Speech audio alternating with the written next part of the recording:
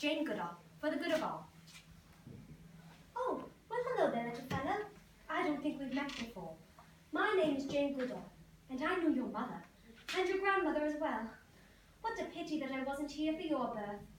I spend as much time as possible with the chimps nowadays.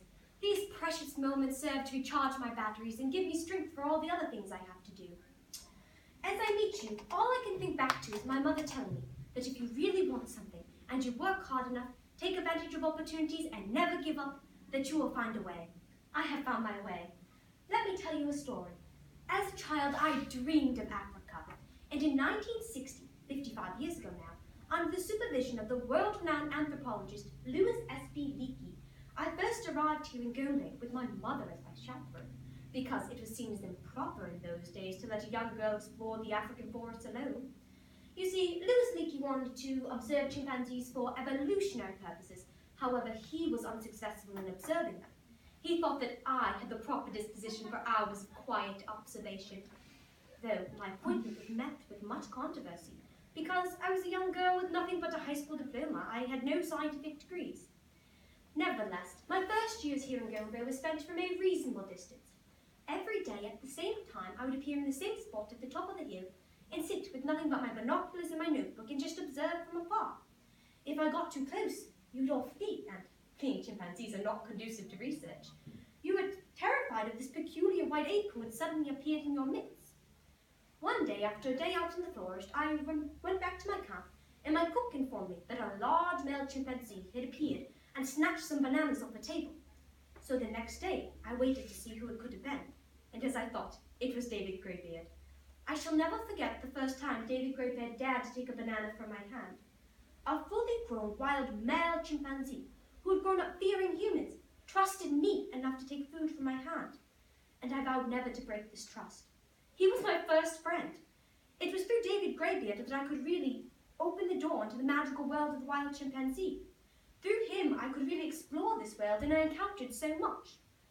I learned that each chimpanzee has their own personality, just as humans do. So I gave each one of them their own name.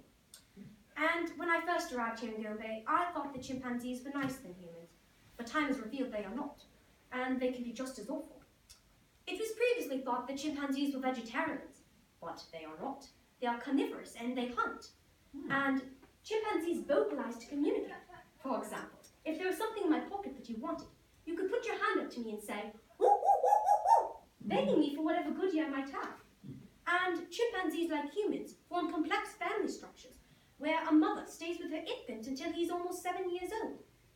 Chimpanzees, like humans, can be very aggressive at times, but they can also be kind and compassionate and caring towards one another.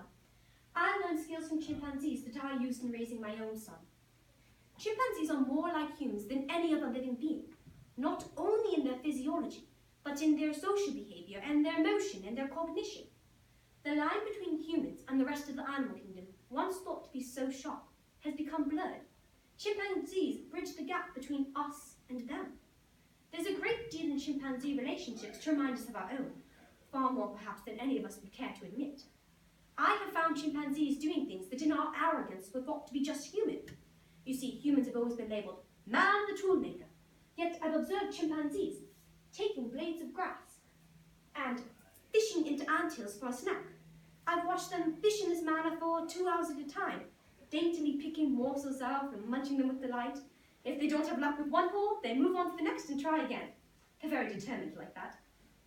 You see, because I've observed chimpanzees using tools in this manner, granted very basic tools, it has made it so the scientific community has to redefine what it means to be a human.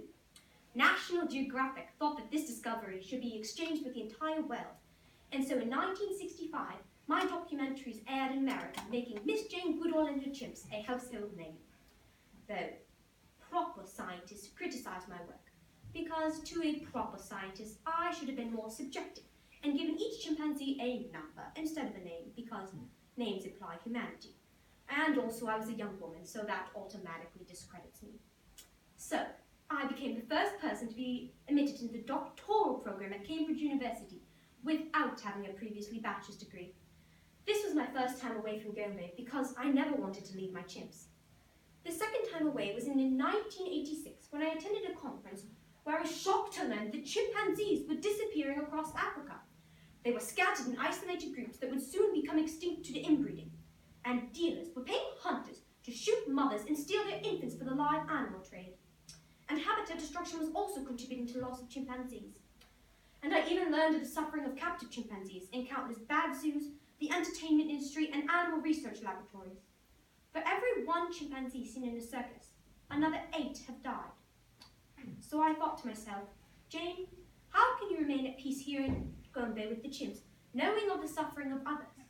I knew that each one had their own personality and deserved the same amount of respect and compassion from me.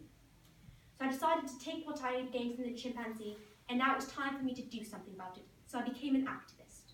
The least I can do is speak out for the hundreds of chimpanzees who right now sit hunched, miserable, staring out of the metal prisons without hope.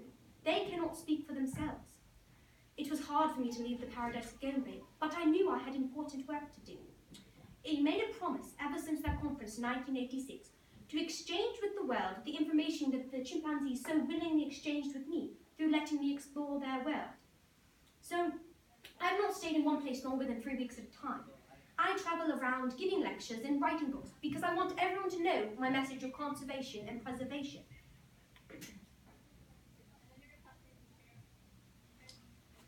Only if we understand can we care. Only if we care can we help. And only if we help shall we all be saved. Every individual matters, and every individual has a role to play in this matter. If humans could overcome cruelty with compassion, we could reach our ultimate human potential, moving beyond the age of reason to the age of love. If humans are arguably the most intelligent creatures to ever walk the earth, then why are they destroying their only home? You often hear that you have not inherited the earth from your parents, but you borrow it from your children. But we are not borrowing, we are stealing, because when you borrow, you intend on giving it back. I do have hope for the future of the earth, but that hope is not only dependent upon policy change in business and industry, but upon large numbers of people waking up to the dangers and realizing that they have to do something about it.